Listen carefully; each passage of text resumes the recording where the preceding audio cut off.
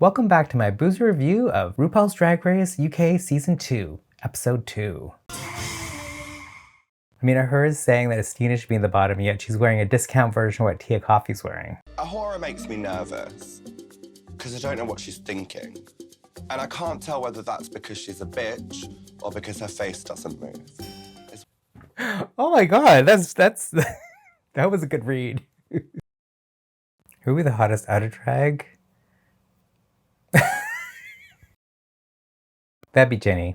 I want to say no offense, but no, it's more like full offense. Well, O'Hara is the shadiest. By far.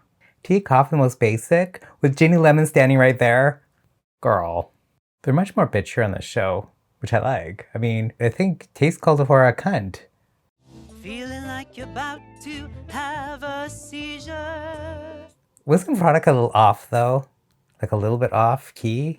Or is that just me? Maybe it's because of the rehearsals. They'll probably fix it when they actually go to sing. But I like those short shorts Veronica's wearing. There are going to be subtitles here somewhere along the lines of this series, so enjoy that. Surprisingly, I can actually understand everything Taste is saying. I thought I would actually need subtitles, but I actually understand what they're saying. Well, when he was actually saying Welsh words, I didn't, but when he's speaking regular English, yes, I understand what he's saying. I can see Bimini being able to do this really good. He does look like he comes from that area. He maybe doesn't, but he looks like he does. That's kind of mean to Taste to say, but I kind of agree with him because I'm like, come on, girl, this is like week 2. I don't know exactly how many episodes there are, but there's probably about 9 or 10 episodes left. So if you're having breakdowns at episode 2, you're in trouble. We vote for what we're used to. Don't talk about don't bring the past into this, mama. I heard I mention it earlier, but I was kind of like, did she even say what I think she said? But yeah, I guess they've hooked up. And I like the music they're using, that sexy fun time music. I'm not sure how I feel about this dress. It's like, he looks like a mushroom. His outfits are always elevated, even if I'm not the big fan of them. And this is like elevated mushroom. It's like truffle.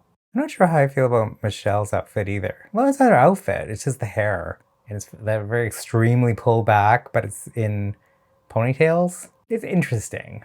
I actually like Alan Carr's suit. I like the pink. It's like pink and roses. It does kind of remind me of my grandma's curtains. I'll be honest. But I still like it. Maybe it's because it reminds me of grandma's curtains. My Nana loved roses. I have no idea who Sheridan Smith is. But good for her. Now, I'm not saying this wasn't painful. Because it was.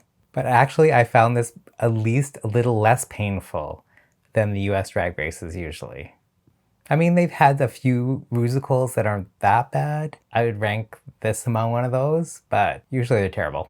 I think Veronica Green actually did a really good job in this one, because I wasn't expecting that from her. She's kind of like shy and kind of like, oh, don't make me say any sexy stuff in the confessionals.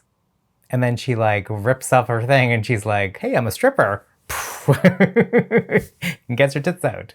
Actually, I don't think Lawrence did that bad, surprisingly. I think her didn't that good. It's not that she was bad, it's just compared to Bimini, she kind of failed. Actually, Tia did a good job too. I thought she really did carry it. Okay, first I was going to say I didn't like her suit because it seems really baggy and doesn't fit her properly, but I didn't realize she was going to reveal it to being a wedding dress. So I actually don't mind this. And I even like the hair, especially considering she had it under a hat. And then she pulls it up and it looks bigger than what was under the hat. So I like Lawrence's first look, the blue pantsuit. And then when he flips it over and reveals a tartan dress, it actually looks even better. So actually, this is a really good look. Oh, Ginny, I'd like to say it makes it hard to love you, but you make it hard to like you. I don't like this. It reminds me of growing up. It's like she took my mom's drapes, carpet, linoleum floor, stove, refrigerator, and threw it all together and made a dress. Plus, I hate Crocs. Let the Pet Shop Boys say, what have I done to deserve this?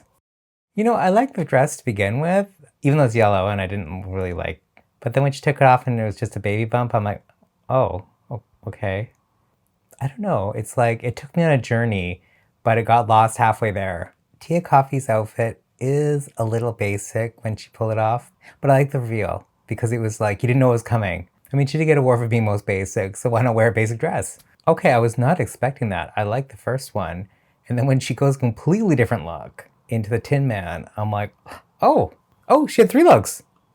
okay, she had 3 looks. She started with the Scarecrow, and then I was like, oh, and then she went to Tin Man, and then she had a 3rd look, which is the Cowardly Lion. I'm like, oh, this is actually really good. And it didn't look like there's 3 outfits in one. I like Christina's look, but it didn't feel like much of a reveal. It's still good. Like, if it was just on its own, I would say it's great, but it's not much of a reveal. Well, a few things. I didn't like the first look. I didn't even really like the second look, but I did like the reveal.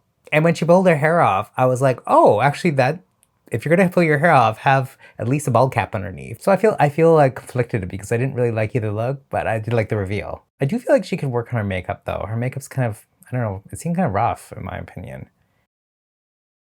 I like both looks. I wouldn't say they're like the greatest looks, but I was not expecting the reveal, so that was a good reveal. I like that. So Taste's look, I actually saw it online, just her makeup, and it looked really good. So I was expecting a lot more from this reveal, but I thought just pulling off her coat was gonna be the reveal, but when she pulled everything off and to be like a jumpsuit or whatever it was, I mean, it looks good. It's not the most shocking reveal, like some of them were actually shocking, but it looks good. It's just not quite as impressive as everyone online was seemed to saying it was. I'll admit, I didn't expect her to spit blood, so I'll give her that. I thought there would be something underneath the wig. I thought it was the point of having that big wig is like, oh, the wig's gonna come off. But no, it's just the balloons were supposed to pop and splatter him with paint, I guess. But it didn't work. That was underwhelming. Bimini was saved after that runway. Really? I think because she did a really good job in the musical, or the Rusical, whatever. That's the only reason it saved her. Because based on the runway, she would have been fucked. She actually didn't do a great job. I know she's probably thrown because she was like, oh my god, we're gonna have to figure this up. But yeah, I did actually notice she kept like being hesitating. See, I'm not a big fan of the outfit, but if people were talking about her makeup, I'd like the blood splattered makeup. It looks really cool. Because I don't think he splashed. What did he do? He splashed himself? I don't know. It does look cool. A good concept, but that was a bus driver wig. Put on a lace front, gal. Oh! I have no comments of wigs. I love these wigs, but it always takes me like a good 20 minutes before. They're not even good. Like, they don't even do what I want. They're fucking up already. To be fair, maybe I'm thick, or I just wasn't paying attention enough, but I didn't realize it was gonna be a gender reveal. Yeah, I agree with who won. She did really good in the Rusical, and she probably had the best reveal. I have to say, I'm not surprised at who the bottom 2 are. I don't think Taste did that bad, but I can sort of see, and the runway is a bit underwhelming. But not as underwhelming as Bimini Bon Boulash, but she did better in the Rusical. So I think that's what saved her. I'm kind of sad to see Cherry Valentine go, but yeah, I could see where it was heading. I mean, when they started giving her life story and like how her parents felt about her, I'm like, oh, that's usually a sign they're going to be going home. Well, so she actually didn't do bad in lip sync. It was just, unfortunately, Taste wiped the floor with her. I mean, it wasn't like a dance song, so you couldn't just do backflips and death drops and shablams. But they were actually emoting but Taste did it better. You could tell right from the beginning, Taste was really into it and that she was going to win. So it was kind of obvious right at the beginning. This episode was okay. I usually don't like the Rusical episodes, and like I said before, this is like one of the least painful Rusicals, but it just seemed to go on forever.